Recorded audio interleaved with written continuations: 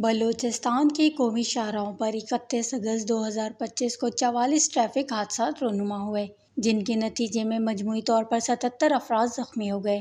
Medical emergency response centre کی report کے مطابق سب سے زیادہ حادثات صوب اور خضدار کی شاہراہوں پر رپورٹ ہوئے، جہاں بالترتیب 11 اور 10 ٹریفک حادثات پیش آئے۔ رپورٹ کے مطابق قومی شاہراہ N50 صوب میں 11 حادثات میں 22 افراد زخمی ہوئے، جبکہ N25 خضدار پر 10 حادثات میں 15 افراد زخمی ہوئے۔ اسی طرح N25 مستونگ پر 4 حادثات میں 5 افراد زخمی ہوئے۔ قومی شاہراہ N25 قلات، N25 زیارت صوب اور N65 سبی پر 2 حادثات رپورٹ ہوئے، جن میں مجموعی طور پر 12 افراد زخمی ہوئے۔ رپورٹ میں مزید بتایا گیا کہ قومی شاہراہ N25 لسبیلا وندر سرانان، N50 شیرانی اور سوراب پر ایک ٹریفک حادثہ پیش آیا۔